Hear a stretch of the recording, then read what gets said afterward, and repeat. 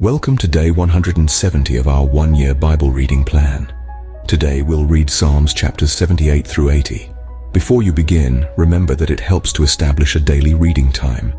Begin with a short prayer, asking the Holy Spirit for wisdom and understanding.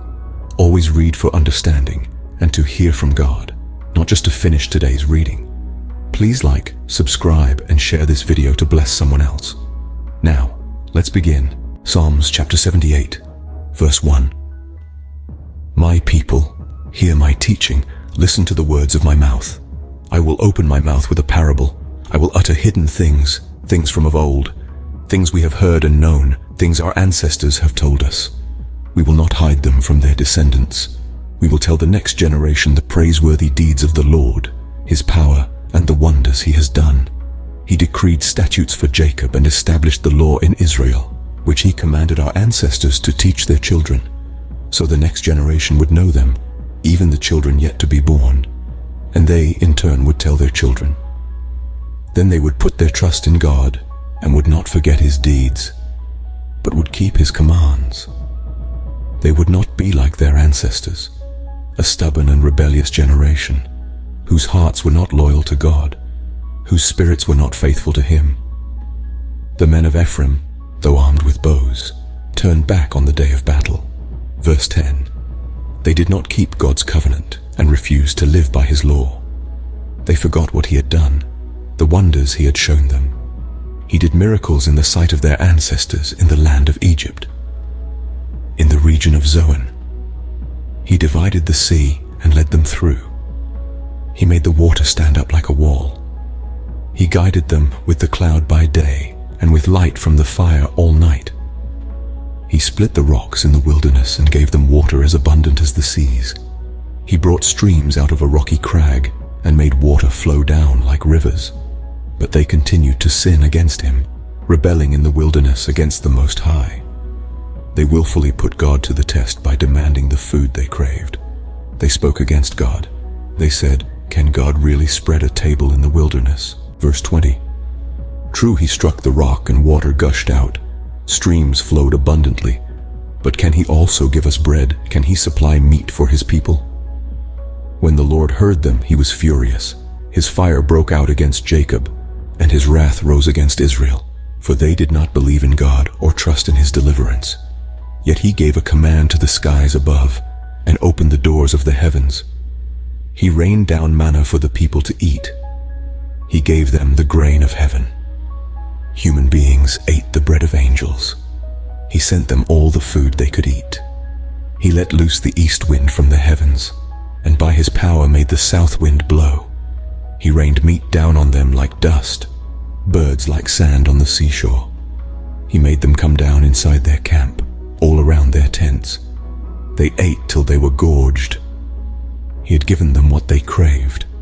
Verse 30. But before they turned from what they craved, even while the food was still in their mouths, God's anger rose against them. He put to death the sturdiest among them, cutting down the young men of Israel. In spite of all this, they kept on sinning. In spite of his wonders, they did not believe. So he ended their days in futility and their years in terror. Whenever God slew them, they would seek him. They eagerly turned to him again. They remembered that God was their rock, that God Most High was their Redeemer. But then they would flatter him with their mouths, lying to him with their tongues. Their hearts were not loyal to him. They were not faithful to his covenant. Yet he was merciful. He forgave their iniquities and did not destroy them. Time after time he restrained his anger and did not stir up his full wrath. He remembered that they were but flesh, a passing breeze that does not return. Verse 40. How often they rebelled against him in the wilderness and grieved him in the wasteland. Again and again they put God to the test. They vexed the Holy One of Israel. They did not remember his power, the day he redeemed them from the oppressor, the day he displayed his signs in Egypt, his wonders in the region of Zoan. He turned their river into blood. They could not drink from their streams. He sent swarms of flies that devoured them and frogs that devastated them. He gave their crops to the grasshopper, their produce to the locust. He destroyed their vines with hail and their sycamore figs with sleet. He gave over their cattle to the hail, their livestock to bolts of lightning. He unleashed against them his hot anger, his wrath, indignation and hostility, a band of destroying angels. Verse 50. He prepared a path for his anger. He did not spare them from death, but gave them over to the plague. He struck down all the firstborn of Egypt, the first fruits of manhood in the tents of Ham. But he brought his people out like a flock. He led them like sheep through the wilderness. He guided them safely, so they were unafraid, but the sea engulfed their enemies.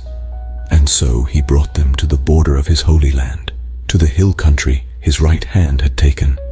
He drove out nations before them and allotted their lands to them as an inheritance.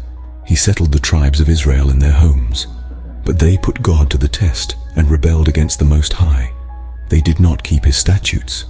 Like their ancestors, they were disloyal and faithless, as unreliable as a faulty bow.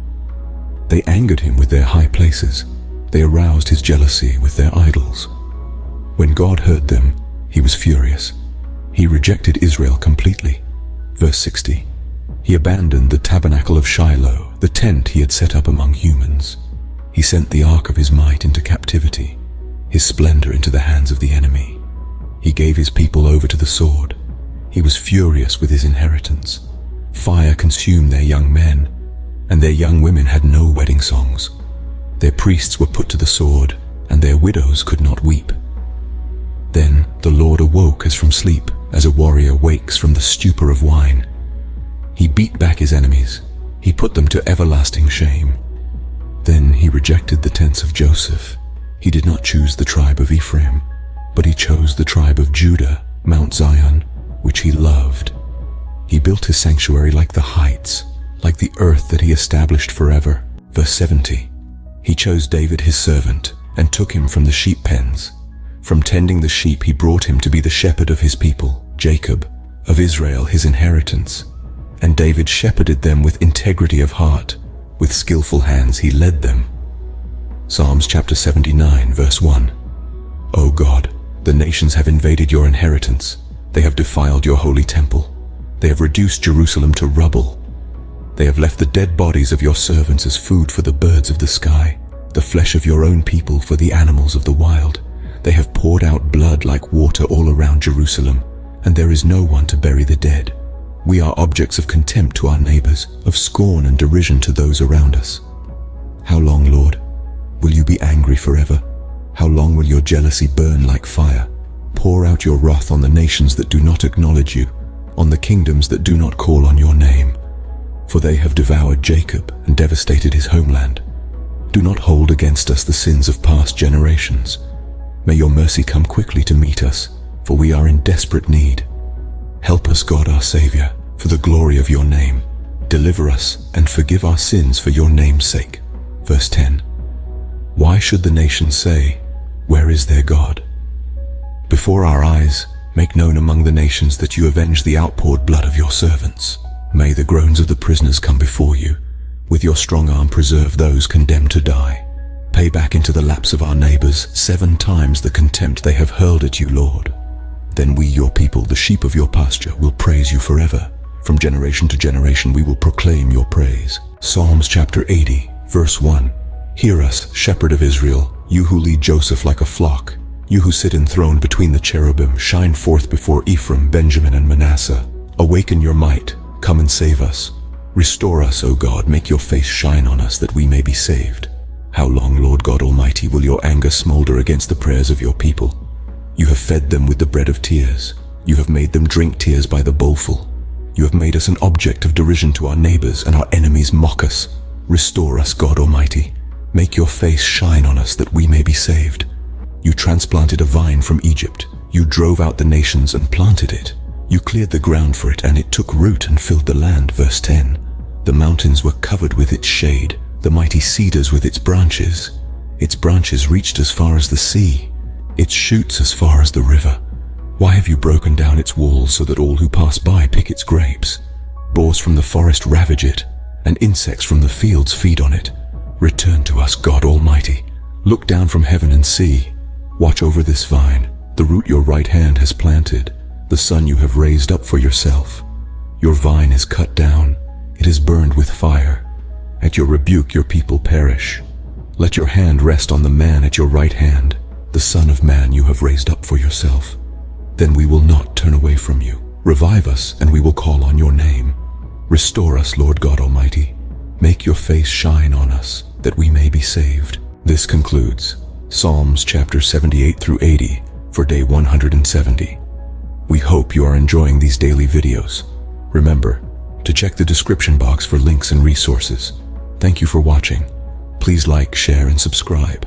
Your support helps spread God's word to reach more people on YouTube. We'll see you in the next video for our day 171 reading.